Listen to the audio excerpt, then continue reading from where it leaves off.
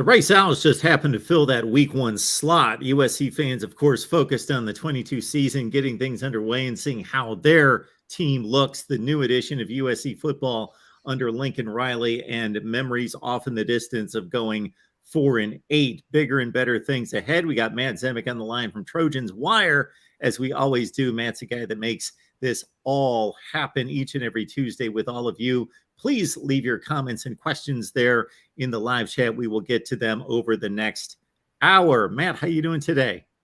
Hey, it's the middle of August. You can sense the smell of football in the air, and of course, a lot of news. Love this time of year. It really feels like football season. For sure. And in my social media travels over the course of the last few hours, I have seen your work not only on Trojans Wire, but you've had some work posted on Yahoo as well. And, Lincoln Riley during this off season, going back to, of course, the transition from Oklahoma to USC, has been one of the more controversial figures in our game. And you certainly have your take on how he's been viewed and treated by both media and fan bases. Absolutely. So, this post on Yahoo, it's syndication from Trojans Wire. So it's not a separate article relative to what we did at Trojans Wire. But there's a story here. All right. So the Sports Animal, a sports radio program in Oklahoma hosted by Jim Traber. Apparently they were all over our guest on the Riley Files, Keegan Renault. And the whole controversy was they thought that Keegan, again, fantastic, brilliant guest. You could not have asked for a better job from him for the Riley Files, the 12-part series. We just posted part 11, so we're almost at the end. They thought that he was basically acting as Lincoln Riley's press secretary or defense attorney, that he was basically representing the Lincoln Riley worldview. No, the Riley Files is all about getting inside the mind of Lincoln Riley, just trying to tell our listeners, whether they're USC fans or Oklahoma fans or anyone else, what we think he was wrestling with at Oklahoma and why he went to USC, and also evaluating his performance. This is not public relations for Lincoln Riley. It's just we're trying to get a sense of how he thought, how he operated, how he did his business, how he was processing situations.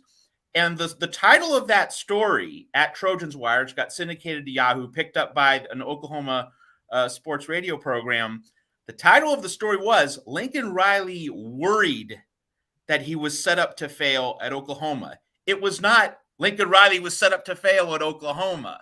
Pretty big difference there. And so people in Oklahoma thought that Keegan Renault, our guest on the Riley Files, was saying Lincoln Riley was set up to fail and that Oklahoma was bad and awful and terrible and didn't do its due diligence, wasn't fair, et cetera, et cetera.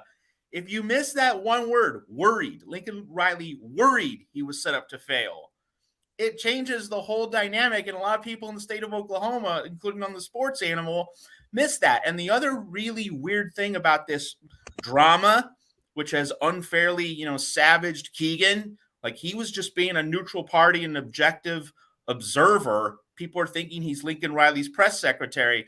The other part of this is, people know I'm the editor of Trojans Wire. They know that I interviewed Keegan for 4 hours. This was 4 hours of conversation chopped into these 12 episodes. No one from Oklahoma's wanted to have me on the air. They don't want to get any clarity about that. They're just going to jump on Keegan. It's bizarre, in addition to being wrong and unfair. So definitely wanted to clear the air there. And I thank you, Mark, for giving me a chance just to kind of set the record straight on a number of fronts. We have also left the link to that article on Trojans Wire there in the live chat. So folks, check it out. And yes, I am victim of that on a regular basis in regards to people making assumptions based on the title of the video, which, again, if there's a question mark or it leads to, okay, this is a discussion about, this is not necessarily the conclusion that was made. That's right. And that leads me to an important additional point. And that is, if Oklahoma radio personalities or Sooner fans in general were unsure about the thrust of that article and and what Keegan was trying to say or what Keegan was specifically representing, they just need to talk to me. And if they did talk to me, they would realize that I don't think Oklahoma looks bad in all of this. I don't think Oklahoma misplayed its cards. I think it was just a hard-nosed business negotiation, which ran along the lines of Oklahoma wanted Lincoln Riley to win a college football playoff semifinal before it gave him everything, or at least before it gave him a lot more of what he wanted. Lincoln Riley didn't do it, so Oklahoma played hardball. Oklahoma wasn't willing to give him everything the way it's giving Brent Venables. That's pretty reasonable from Oklahoma's point of view. So I don't look down on Oklahoma for this. And so Sooner fans might think Trojans Wire and Matt Zemek, they have it in for Oklahoma, and they just want to elevate Lincoln Riley to Messiah-like status. And Keegan Renault is the defense attorney, press secretary, judge advocate, for Lincoln Riley, who's going to walk with him to the ends of the earth, singing his praises, defending him at every turn. That reading of the situation could not be further from the truth. I think Oklahoma is in a great spot. I think Brent Venables is going to do really well. If Oklahoma fans took a few seconds to talk to me about this, if Oklahoma radio stations and radio hosts took a few seconds to ask what my actual opinion of Oklahoma football is, they'd get a good review. But they think I have it in for Oklahoma. They think I'm just the biggest Lincoln Riley fanboy out there. Hey, I like a lot of what he's doing, but it's interesting. When we recorded the Riley Files, meaning when the recording was finished, these 4 hours of conversations, which I knew would be chopped into 12 episodes over the summer, I privately worried, gee, my USC listeners might find all the criticisms of Lincoln Riley a little excessive. Like, I was worried this piece was too critical of Lincoln Riley. And yet here we are getting this controversy about, me being just completely in the tank for Lincoln Riley from an Oklahoma perspective. It's hilarious in a lot of ways. So Matt, just so everyone does have access to the Riley Files, again, the best way to access those editions, and where do we stand on the series, the 12-part series? We've released 11 episodes. We'll release the 12th and final episode later this week, and we are going to put all 12 episodes in a single post next week, so that you get all of them in one stop. You can do one-stop shopping of the Riley Files. Listen to the 4-hour conversation in all of its 12 different episodes. Produced by my buddy Ian Hest, who's just been a warrior in terms of getting all these episodes out for distribution. So we'll have all 12 episodes in one post next week. And, we're doing, of course, we're slicing up the excerpts, the transcripts. And usually we get like 2 or 3 paragraphs from Keegan Renault in each post. That's been filling our content calendar the past month. But we do, like a 2 or 3 paragraph excerpt in each post from Keegan, so that his comments are not taken out of context. Like, we're not going to quote just a sentence or a snippet of a sentence. We're going to give you a couple paragraphs so you get a fully fleshed out idea. And we've just been chopping up these ideas in our post, much as we've chopped up the 4 hours of conversation with Keegan into 12 more manageable and topic specific podcast episodes as we continue our summer of Lincoln Riley here at Trojans Wire. Again, we've dropped that link for the article that Matt has addressed in the chat. However, the best way to follow all of Matt's work is to go to Twitter and just go to Matt Zemek. It's simply found Matt Zemek. You see it right there on the banner. Also, we've left the link to Matt's initial entry at Voice of College Football, voiceofcollegefootball.com, where Matt addresses the big questions of the 2022 college football season. So we are delighted, me personally, of course, first and foremost, to have Matt on board at the Voice of College Football and writing for us there. Thank you so much for that, Matt. Yeah, so like when we ended last week's show here on the Voice of College Football, I teased out that something big was coming, and that is, yes, I'm going to be providing regular weekly written content. I'm going to be a columnist for the Voice of College Football website. And so my debut, just posted earlier on Tuesday, is about how the two main programs in the state of South Carolina, Clemson and the South Carolina Gamecocks, they are connected to a lot of questions attached to the 2022 college football season. You know, how Dabo Swinney does without Brent Venables and Tony Elliott. Well, that's going to reflect on Oklahoma and Virginia, the two schools that where Venables and Elliott are head coaches. And then, of course, how Shane Beamer handles Spencer Rattler with the Gamecocks. That's going to reflect on a certain guy named Lincoln Riley at USC. So I just explained how those two programs in the Palmetto State going to have a lot to say about how we view various other teams, coaches, and questions in college football. And later this week at thevoiceofcollegefootball.com, the website, I'll have something on the LSU quarterback drama and how Jaden Daniels now takes center stage under Brian Kelly at LSU, with Miles Brennan stepping away from football. So that's coming up on thevoiceofcollegefootball.com as I help Mark out with written content here at the Voice of CFB. Matt's a professional. We hear what he's delivered here for 15 consecutive weeks and way beyond there in regarding a number of segments that we produced together. And one more final take from me on Riley, Venables, USC, Oklahoma, and people that love professional sports will be able to maybe relate to this a little bit better because there is a correlation. There can be a trade made and both sides can be winners. Both Brent Venables and Lincoln Riley can be successful at their specific jobs. They both can succeed. Yeah, imagine that. It doesn't have to be winner loser. It doesn't have to be up down, black white. It doesn't have to be, you know, a study in contrast. Yeah, both can be good. Both could also fail too. Yes, but yeah, like there is no preset law that it has to be one up, one down. You know, it's not in that kind of box. Before we move on to the news of the day, Matt, on that point, what would a successful Lincoln Riley 5 to 10 years look like at USC for you? A reasonably successful 5 to 10 years. 5 to 10 years. Well, you know, certainly a national championship. You got to have one. I mean, you absolutely have to have one national championship in 5 to 10 years. And I would say on top of that, you know, several playoff berths. That if you need to be there at least, like I would say, once every 3 years.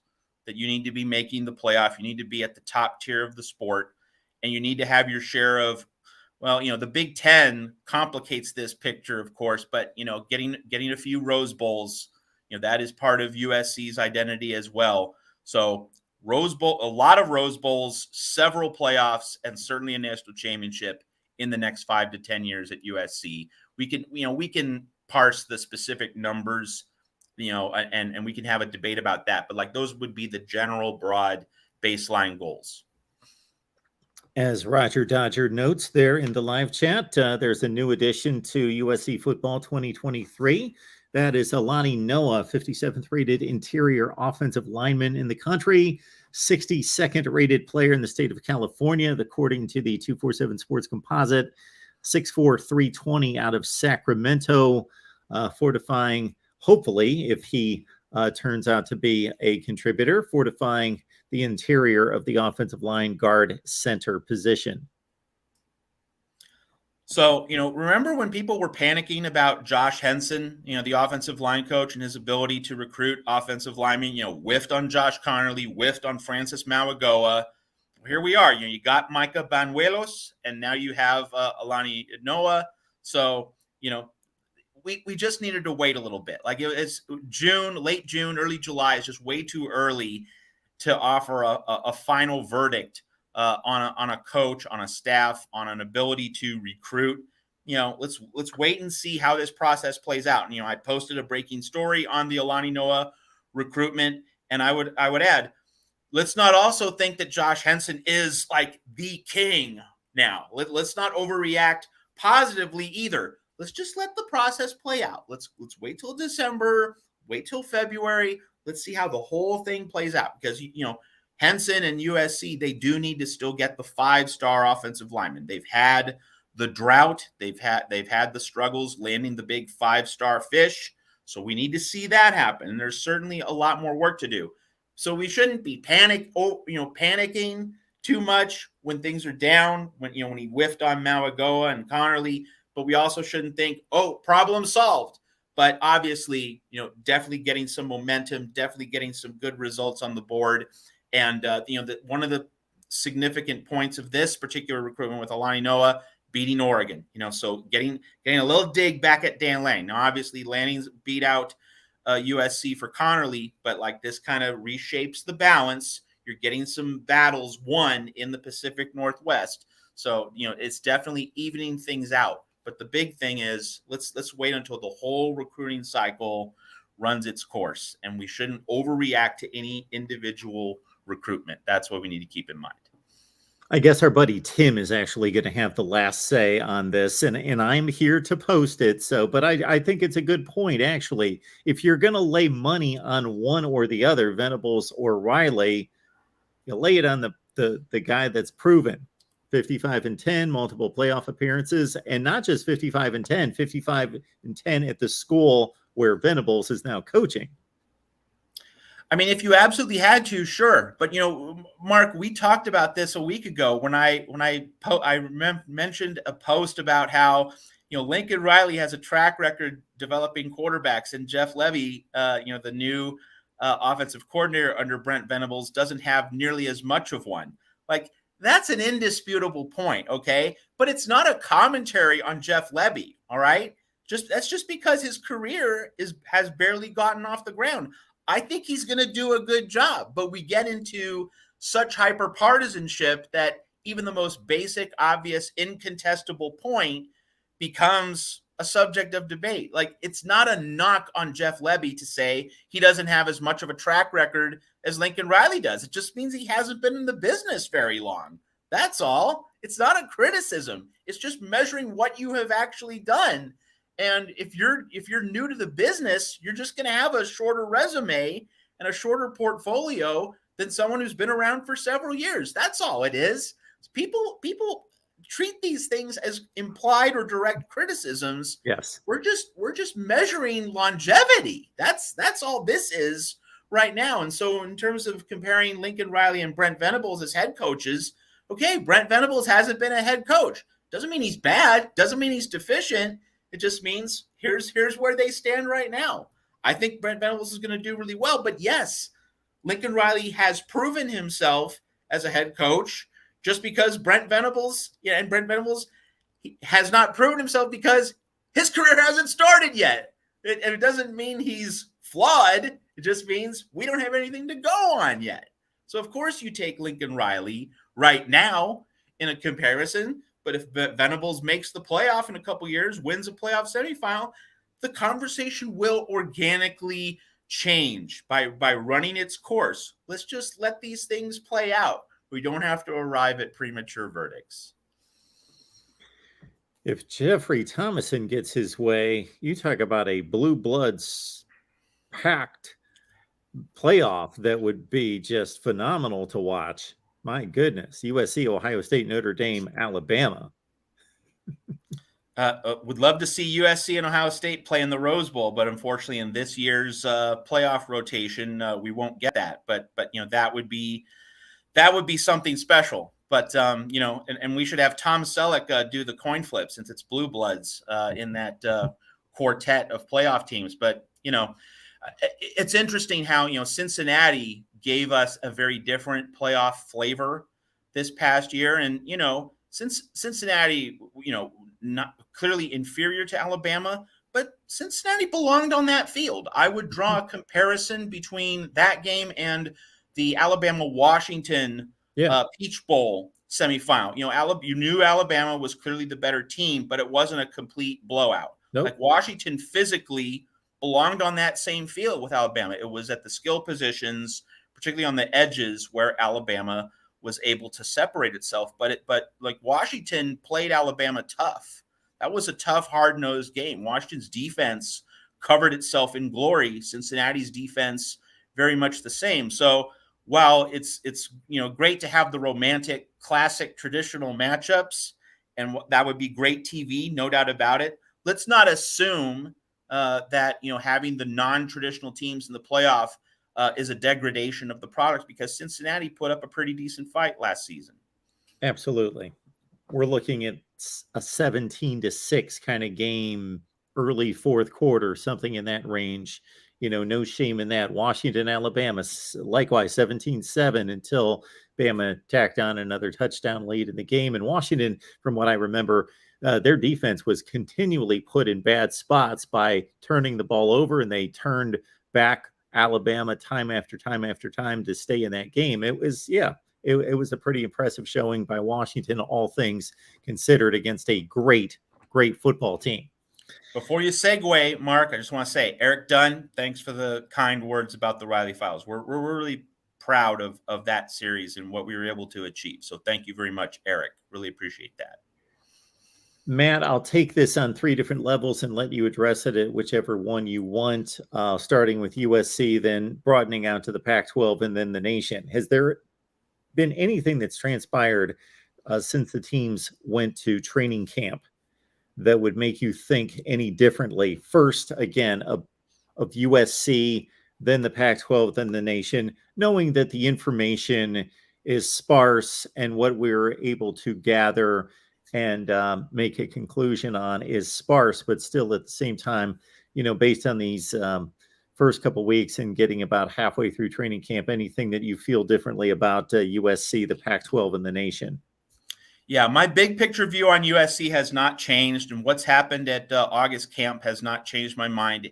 Now, if there is a reason for concern, Trojan fans, it's that Corey Foreman has missed a full week of practice, has not been able to get into pads, get live reps in practice. Like, that's obviously a big deal. Like, they need him to be an impact player. It's pretty obvious why. The stakes are pretty big. He came in as such a highly touted recruit. Like, he needs to provide value, and not getting on the field in August, that's going to keep him back. It's going to keep him from progressing to the point where he can be a significant player, by the time of that Oregon State game, which I keep going to in week 4. If Foreman specifically and the USC defense in general can evolve to a reasonable point by the Oregon State game, and the Trojans can solve that particular puzzle in Corvallis, I think they're set. I think they're going to make the Pac-12 championship game, and they'll have all their goals to play for in late November, early December. So the Foreman story, that is a source of concern. But on other fronts, there's a lot of positive developments. Lincoln Riley has said that the defense has had the upper hand over the offense in camp. That has to be very encouraging, because the defense is definitely the weak side of the ball. And let's deal with the AP poll that came out, Trojan fans. You've seen, once again, as with the Pac-12 media poll vote, as with the coaches poll vote, also in the AP poll, 3 for 3, USC placed behind both Utah and specifically Oregon. Now, Utah being ahead of USC, I really don't disagree with. I think that's probably appropriate based on where the two programs stand right now. But USC being voted behind Oregon in all 3 polls, Pac-12 media, coaches poll, AP poll, you have a Bo Nix team ranked ahead of a Caleb Williams team. So what does that say? What does that tell you? We wrote about this at Trojans Wire after the AP poll came out. If a Bo Nix team is ranked ahead of a Caleb Williams team in all 3 significant preseason polls, that means that the coaches, the Pac-12 media, and the AP voters, they all think the USC defense is going to be pretty bad. Like, that's the only verdict you can really take. That you have to assume that's the larger conclusion, that people think that the USC defense is going to hemorrhage points, hemorrhage yards, hemorrhage time of possession. That's the only way a Bo Nix team is going to finish ahead of a Caleb Williams team. So USC getting some good defensive news in August camp. Solomon Byrd, the pass rusher who transferred in from Wyoming, he's gotten a lot of positive reviews. So he could be a new and important piece on the defensive line. Mekhi Blackman's been the defensive star of August camp, the transfer from Colorado. And there are other depth pieces on the defense. Sierra Wright has gotten some mention in the secondary as someone who has really improved as the coaches have been able to see him practice. in August. So Lincoln Riley, last Friday, he talked about how between summer enrollees coming into the program, and also players who were injured in the spring, but now are able to practice in August. Domani Jackson fits that bill. There's a lot more depth. There are several more bodies on the field for practice compared to the spring. And that depth seems to be making its presence felt. Those depth pieces seem to be coming along the way Lincoln Riley wants. Now, I mean, we shouldn't get too far ahead of ourselves based on a couple weeks of practice. But, it does seem to be that the defense is evolving reasonably. We obviously need to see this unit tested by fire, especially Stanford in week 2. Like, that's going to be the first, notable test. We'll see where they are. But all things considered, from the reports coming in about the USC defense, you are seeing some depth pieces and some new names making their presence felt. That's exactly what USC and its fans need to hear. I've got to think, Matt, that some of those AP and coaches poll voters are not necessarily projecting how good they believe this team's going to be, but there's a bit of conservatism of thought that this team was 4-8 last year. They're going to have to prove it to me. I'm not just awarding some 4-8 team a top 10 status in the country because they've acquired all these players and a first-rate head coach. I think that's entirely fair, and that is the fundamental skepticism that USC is going up against. In many ways, though, Mark, I'm focused more on the ranking of Oregon. Like, how are you ranking a Bo Nix team ahead of a Caleb Williams team? I mean, people saw Bo Nix at Auburn, and of course, every once in a while he becomes Harry Houdini, or he becomes, 1975 Fran Tarkenton, and he makes something out of nothing. And once in a while, Bo Nix can be absolutely incredible, but on a snap per snap basis, you measure him against Caleb Williams. I mean, that is a Grand Canyon size difference in quality between two quarterbacks. So, that's an indication that people think very highly of Oregon's roster if they think Bo Nix is not going to drag that team down. And another thing while we're talking about the AP poll, Pittsburgh not only lost Kenny Pickett, and it not only lost Jordan Addison, but it lost Jordan Addison to USC. Pitt is only 3 spots behind USC in the AP poll at 17. USC's 14. So did people think that Pitt was an objectively better team than USC with Jordan Addison aboard?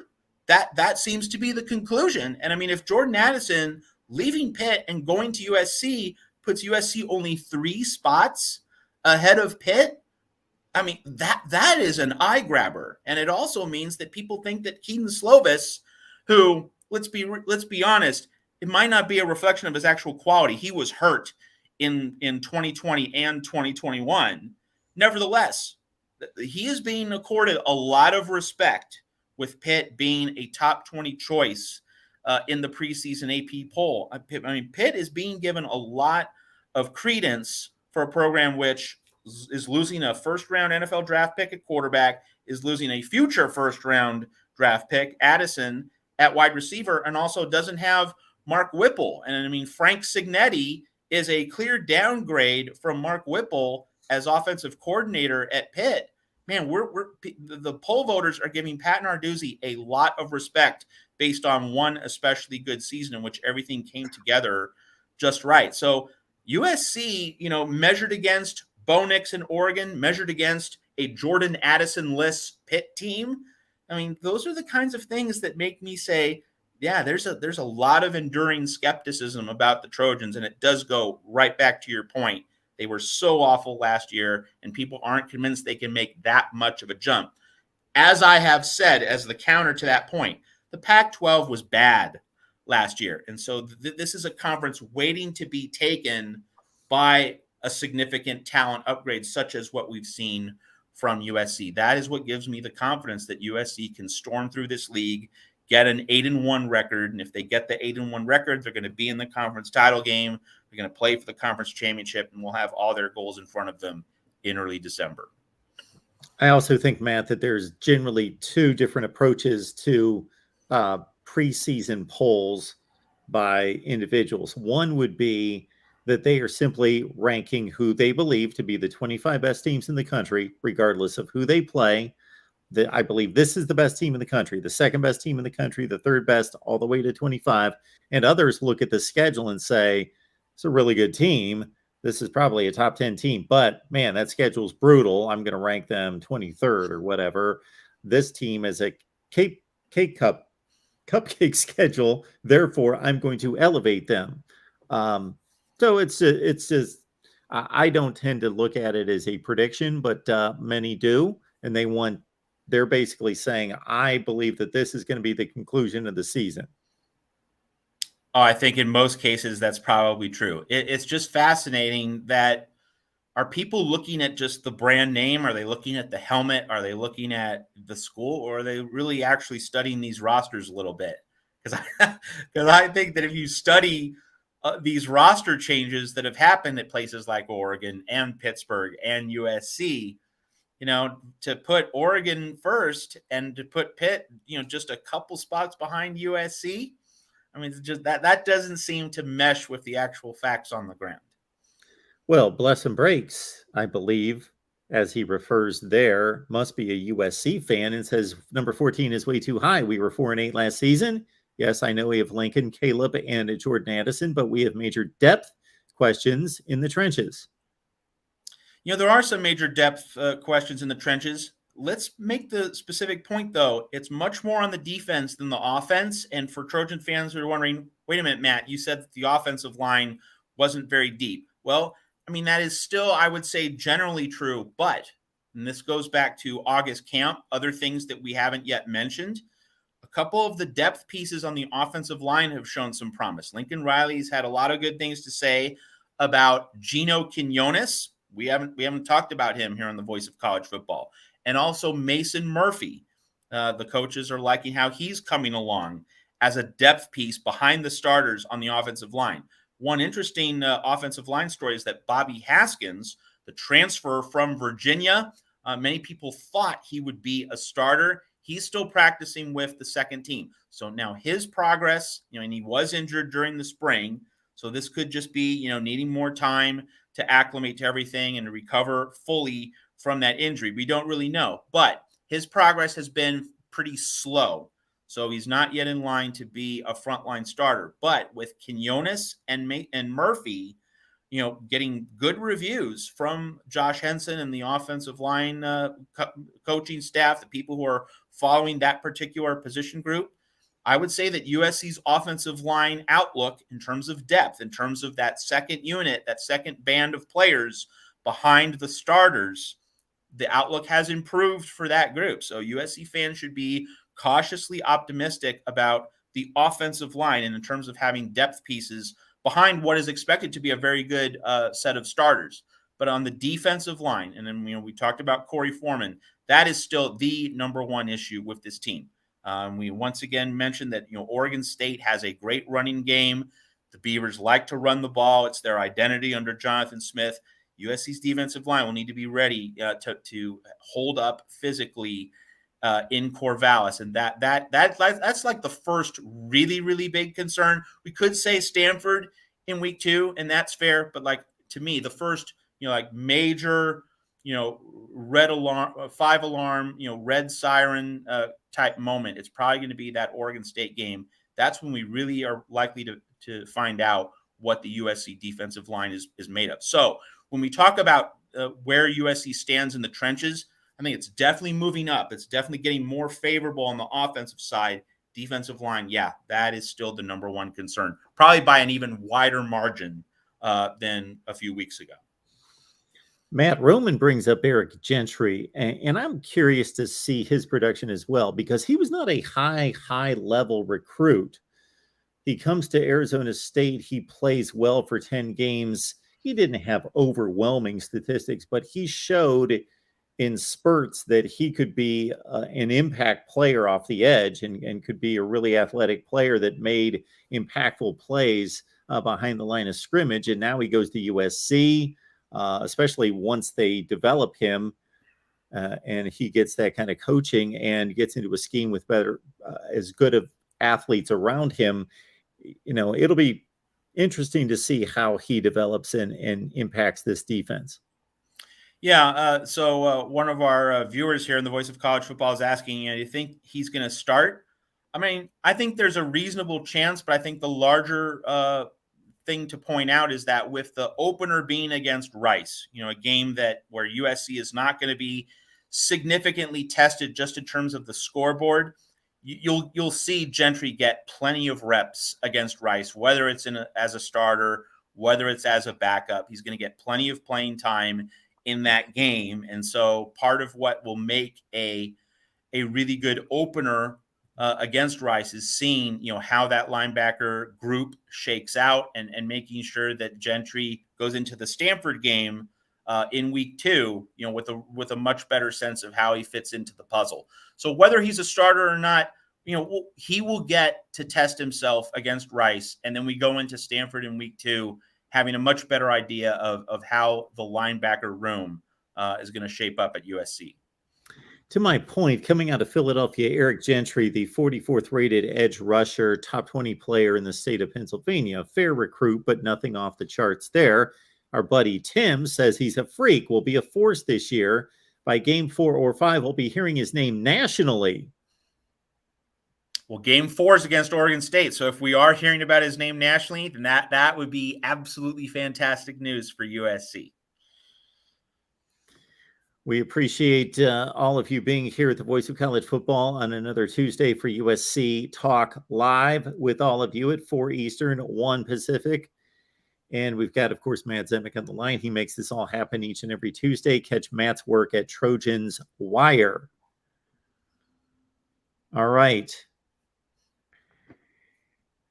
I asked that question about your thoughts about where you stand on USC football, and not that anything's changed in regards to your outlook on the 22 season, but what nuggets have you gathered from the first half of camp that has turned you in a certain way or another? Because what came to mind was Texas was brought up at some point in the discussion, and they've lost 4 key players already.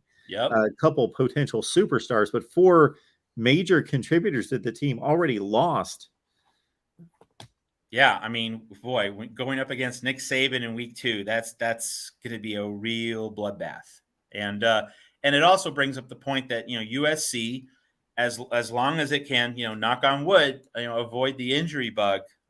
Texas has not avoided it, but if this team can stay reasonably healthy and you don't get an injury to a linchpin centerpiece type player, then this can all come together. But of course, like, that is the walking on eggshells part of this season for USC, is that it doesn't have the depth that it is. It's recruiting off the offensive line depth right now that you're going to see pay off in the future when you go to the Big Ten. The class of 2023, they're stacking these offensive line recruits. They're building the depth that they don't have to the same extent right now. So, if the injury bug hits, USC is not in the best position to handle it relative to other prominent programs. The Texas injury bug, that does kind of remind us of that larger point that, USC, if 1 or 2 pieces are removed, this could get very dire very quickly. We always deal with the injury question in football, no matter which program, no matter which situation you're dealing with. So it kind of goes without saying, but this is the point in the discussion where we just remind you, a key injury or 2 can change everything very profoundly. But in terms of the larger view, if we assume that, either there are no significant injuries, or if USC, Utah, and Oregon pretty much have the same degree of injury luck or lack thereof, my main thing is USC has to be ahead of Oregon. We can debate USC, Utah, but USC has to be ahead of Oregon, because I watched plenty of SEC football the past few years. I watched Bo Nix. It's like, Bo Nix is a friend of mine. I knew Bo Nix. Senator, you're no Bo Nix. That kind of thing. Like, we know who he is. We know what he's about. Is he going to have this metamorphosis into, the quarterback who does it all? I mean, it's possible, but you certainly wouldn't want to expect that. And that is something that Oregon fans have to be wrestling with. I did a podcast with the editor of Ducks Wire a week ago, Zachary Neal, and he was refreshingly honest about this, because Oregon had a situation last year where Anthony Brown wasn't cutting it, he wasn't making the grade, and he and other Duck fans and other Duck analysts were saying, play Ty Thompson, give him some snaps, give him a chance to succeed, and it didn't happen. So what does that tell you about how Mario Cristobal felt about Ty Thompson's evolution? So we now have a situation where Bo Nix seems to be comfortably ahead of Ty Thompson. Now, what does that tell you about Ty Thompson? If you can't beat out Anthony Brown one year, you can't beat out Bo Nix the next year. So maybe it is about Ty Thompson. I mean, now we don't know because we haven't seen him battle tested in a live game situation. But if this is the quarterback situation Oregon's dealing with, I just don't get an optimistic read of Oregon's season based on how that quarterback room has evolved in Eugene. So just to catch everyone up, if you're not familiar with Oregon football, Ty Thompson is the highest rated quarterback recruit in the history of Oregon football, but this is going to be his second year on campus, redshirt sophomore, wherever he is, second or third year on campus. And in today's day and age, he should be just about ready to roll. Yep. Jay Butterfield's also a guy that has talent, and he's in the quarterback mix as well. But there's Bo Nix. So I'm going to be a Bo Nix apologist to a certain extent to say, I'll come to his defense that he has had to work through 2 head coaches and 3 different offensive coordinators in 3 years. I do think that he's a better decision maker than he was originally thrown into the fire. And Oregon fans know this. The first you saw of Bo Nix was against you on a nationally televised game week 1, his freshman season, and he played awful. Couldn't hit the broadside of the barn until the final 2 minutes of the game. Then all of a sudden he pulls a rabbit out of his hat and throws for a touchdown with like 5 seconds left in the game and wins the game. So that was his introduction to college football. It's been up and down for him. He's not a high percentage guy. He's around 58, 60%, something in that range. But yeah, he can look remarkable at times. He loves to run around and he makes some poor decisions, but those seem to have been eliminated. To his credit, Auburn was a much better football team their first 8 to 9 games of the season. He got hurt in week 9. They were 6-2, and he got hurt against Mississippi State. They fell off the tracks. They were up by 4 touchdowns, lost that game, and never won another game. But to your point about Caleb Williams and that comparison, you're looking at a top 5 quarterback in the country and then a top 30 quarterback in the country. I mean, it's Sloppy Joe versus, Chateaubriand. I mean, that's the comparison we have here. Again, I'm a little closer to center on this one, but yeah, that is right. That is right. I think Oregon and Oregon State fans, and of course Tim with USC and others are weighing in on Bo Nix. Connor believes, as an Oregon State fan, that the Bo Nix that we see in the Pac-12 is going to be a much different player, maybe not running away from as many future NFL players. That is a fair point. Because that is my line of analysis in terms of why I think USC is going to be so good in year 1 under Lincoln Riley, is that the Pac-12 is waiting to be taken, that it was so ordinary, so mediocre last season that if you get better players coming into a program, you can take this conference by the throat. So that line of thought that Bo Nix going from the SEC to the Pac-12 is going to be a much better situation for him. Fair point. I will concede that point. I will also concede the point that Auburn was a mess under Brian Harsin last season. And so maybe going to Eugene helps him out. And also, Kenny Dillingham, he used to coach Nix at Auburn before Dillingham went to Florida State. So maybe that reunion works out. Maybe. So there are some reasons to think that it can really work out well for Bo Nix. But, Bill Parcells says you are what you are, right? And in terms of knowing what Bo Nix is a leopard going to be able to change his spots significantly in 1 year? that is going to be the challenge for Bo Nix, and I don't think he's earned the benefit of the doubt. He's going to have to earn it in the course of the 2022 season before we elevate him to a higher status. So good points about moving from the SEC to the Pac-12. That could really work in his favor. Working with Kenny Dillingham could also benefit Bo Nix more than I might personally think. But still, he doesn't deserve the benefit of the doubt right now. He has to earn that status. I think everyone should be able to agree on that point. I take it from our conversation a couple of days ago, we had Eric Scopel from Duck Territory 247 Sports on. He is awaiting the formula to kick in with all the transfers and to have those total team talent rankings reassessed, that USC may jump ahead of Oregon. But until that happens, he was making the statement that he still believes that Oregon has the best roster in the Pac-12. And of course, Oregon has a much better defense than USC does. Like, you're not going to get any arguments or rebuttals from me on that point. But what do we know about modern football? It's a quarterback's game. It's a pass first game.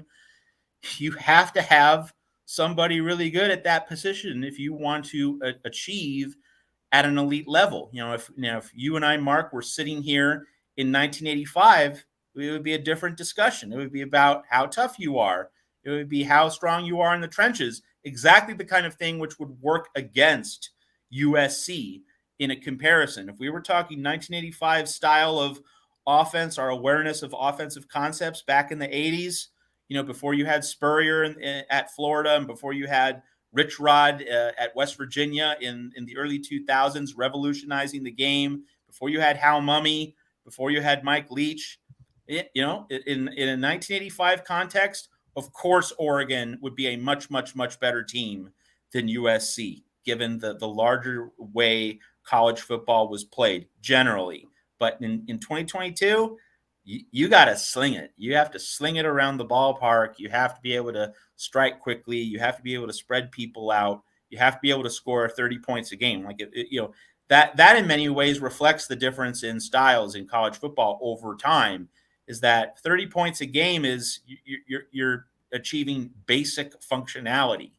Like if you're scoring 45, you're really hitting the mark. But 30, that's a baseline expectation. And this also gets back to the point about how bad people think USC's defense is going to be, because, and you and I have kicked this around, Mark, on the Voice of College Football. If USC gives up an average of 30 points per game, I'm on record as saying that's good.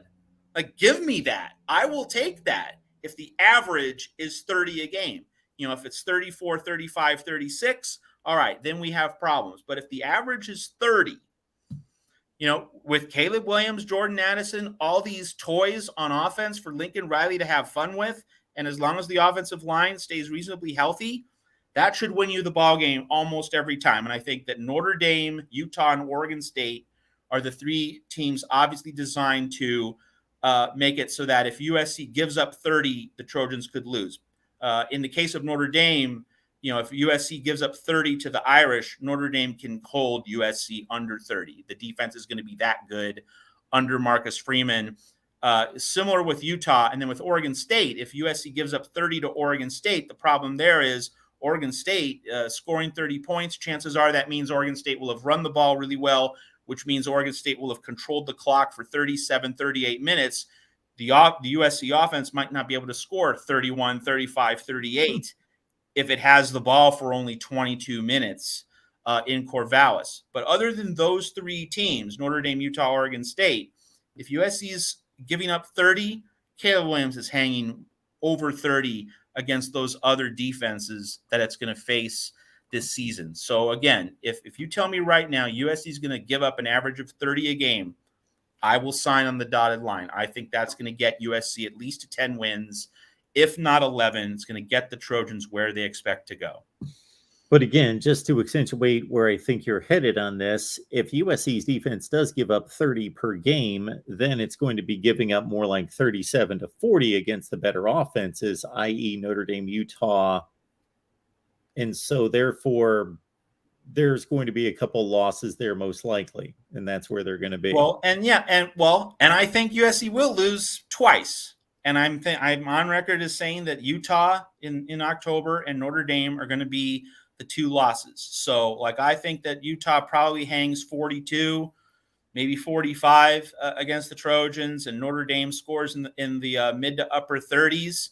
But that means that, at the Oregon State game, the Beavers might, USC might give up just 24. And then you get the rematch against Utah in the Pac-12 championship game. And if Utah scores 42, 45 in the first game in Salt Lake City in mid-October, I think in the second game, you're going to see some regression from the Utah offense, an evening out of the scales. And that's when USC can win the rematch, which is my prediction, that USC beats Utah in the Pac-12 title game, a rematch of the regular season loss to the Utes. USC gets the Utes the second time around, wins the Pac-12, goes to the Rose Bowl. That's my prediction, in case people have not read our very long, complete Pac-12 list of game predictions posted at Trojans Wire.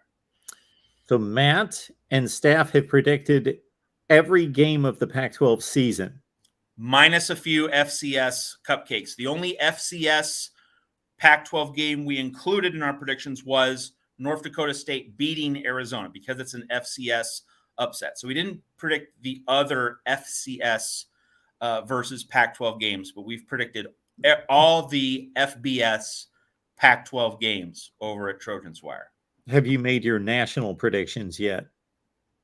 I have not, but I will tell you this, that I am not sold on Clemson. Like, I think Clemson will not make the playoff. I think that that Dabo Swinney without Brent Venables, might be in for a little bit of a transition. And I mean, Clemson's defense is going to be really good. Clemson's loaded, but not having Brent Venables might cost them one game, and one game would be enough to upset the apple cart. And also keeping in mind that DJ Uiagalelei, he had the yips last year. Like, if he doesn't work out, that situation could get very messy at Clemson. So I think that I think Miami has a great chance to win the ACC. And also North Carolina State will certainly have its shot to upend Clemson in the Atlantic. I don't think I'm ready to call the Wolfpack over Clemson in the Atlantic, but I do think I can call Miami over Clemson in the ACC championship game. So I'm not sold on Clemson. In terms of the other parts of the national outlook, Alabama, their offensive line is going to be a lot better than it was last year. They're not going to score 3 points against Auburn in 59 minutes. So Alabama is going to reassert itself at the top of the SEC. I think Ohio State reasserts itself, though I do think that, Ryan Day, this is a huge year for Ryan Day. After losing to Jim Harbaugh, does he get back his fastball? If he doesn't, that situation could get a little dicey in Columbus. But I do think Ryan Day will deliver the goods with the Buckeyes. And for all the Oklahoma people who think that I'm always trying to think the worst or believe the worst about the Sooners, they're going to win the Big 12. Dylan Gabriel is the pickup that's going to enable that offense to function at a high level. And you have Brent Venables' expertise on defense. I think Oklahoma is going to edge out Baylor in the Big 12 championship game. So those are probably the playoff teams: Ohio State, Oklahoma, Alabama, and I would also say Georgia. Georgia gets in just because you just have that two-headed monster in the SEC. And if Clemson doesn't make the grade and the Pac-12 team has 2 losses, that gets Georgia in. Folks, we have dropped the link to Matt's initial contribution at the Voice of College Football. Questions for the 2022 college football season, and a look at Dabo Swinney and Shane Beamer and what is brewing to be an upgrade to that rivalry in the Palmetto State. So check out Matt's work, of course, at Trojans Wire as well. Some of his work posted, picked up recently by yahoo.com as well. Every Tuesday, 4 o'clock Eastern, 1 Pacific. Please be here. We've got about 110 in the audience. Most of you jumped on here in the last 10 or 15 minutes. So please check out what you missed. So the video will process immediately after we get done here live. so you can watch what you missed, and just make sure that you're back here and have this scheduled. If you are subscribed to the channel and turn on the bell for the notifications, you will be notified each and every Tuesday morning that and be given that reminder that Trojans Live is here for you every Tuesday at 1 Pacific time. I would just add before we sign off here on the Voice of College Football, folks, now that I'm writing for the voiceofcollegefootball.com, the website, hey, in the comments, tell me what topics you'd like me to write about, because I have obviously topics that I'd like to write about that I have in mind to write out for the voiceofcollegefootball.com, but provide some feedback so that I can add to the written storehouse of content at the Voice of College Football. Matt, Tim, this is his mantra every week, that if we would go later in the day, we would have 3 times the audience.